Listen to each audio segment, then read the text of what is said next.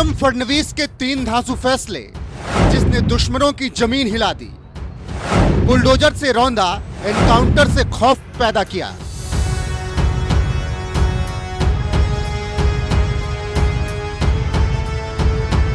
नागपुर में औरंगजेब की कब्र हटाने की मांग को लेकर भड़की हिंसा के बाद महाराष्ट्र के मुख्यमंत्री देवेंद्र फडणवीस ने सख्त रुख अपनाया और दंगाइयों को चेतावनी देते हुए बता दिया कि उनका क्या हाल होने जा रहा है।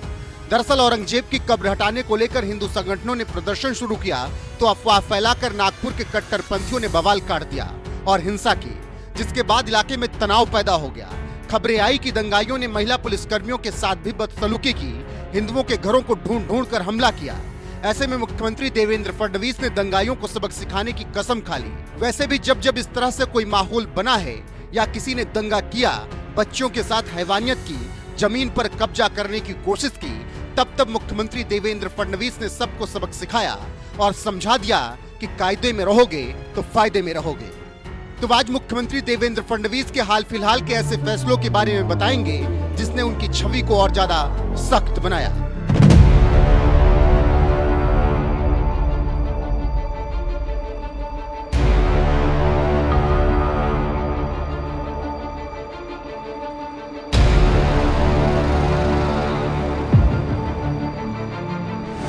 नागपुर हिंसा, सीएम फडणवीस दंगाइयों के बने काल।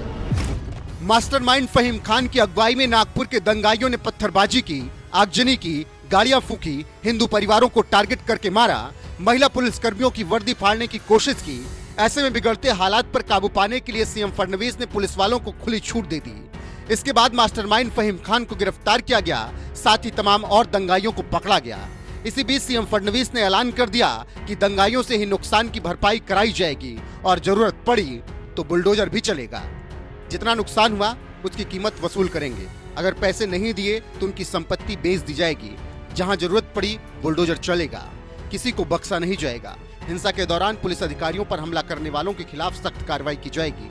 हम किसी भी तरह की अशांति बर्दाश्त नहीं करेंगे। नागपुर हिंसा के बाद सख्त रुख अपनाने वाले मुख्यमंत्री देवेंद्र फडणवीस इसी तरह से घुसपैठियों और रोहिंग्याओं पर भी कहर बनकर टूट पड़े और देश से गद्दारी करने वालों को तगड़ा सबक सिखा दिया। बांग्लादेशियों की सीएम फडणवीस ने तोड़ी कमर।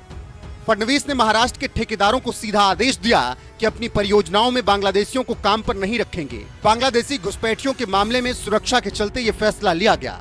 वहीं दूसरी तरफ अवैध घुसपैठियों पर जबरदस्त तरीके से बुलडोजर कार्रवाई भी महाराष्ट्र में हो रही है। पुणे के पिंपरी चिंचवड़ में अवैध अतिक्रमण को ध्वस्त किया गया, लाखों स्क्वायर फीट जमीन को मुक्त कराया गया। यहाँ पर बहुत सोच समझकर पूरी बस्ती बसा दी गई थी, जिसमें बांग्लादेशियों की संख्या बहुत ज्यादा थी।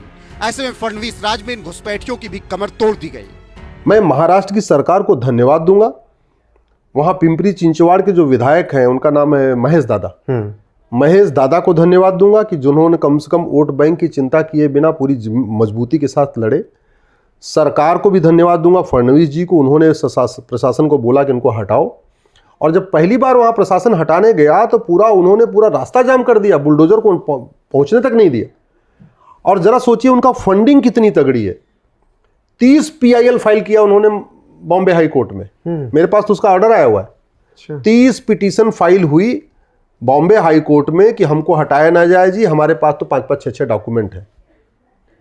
फिर बॉम्बे हाई कोर्ट ने सरकार से जवाब मांगा, सरकार ने बोला नहीं साहब ये पूरा अवैध है। मैं धन्यवाद दूंगा जस्टिस गडकरी को। जस्टिस AS गडकरी नाम है, जो मुंबई हाई कोर्ट के जज हैं। उन्होंने कम से कम वो मानवता की दुहाई स्वीकार नहीं किया। बोले नहीं, तुम घुसपैठिए हो, तुम यहाँ अवैध रूप से रह रहे, तुम खाली करो। और सरकार को बोला आपको जो करना है करो। सरकार ने उसको बुलडोजर से खाली करवा दिया। मुझे लगता है भारत में पहली बार 900 एकड़ जमीन को सरकार ने खाली करा।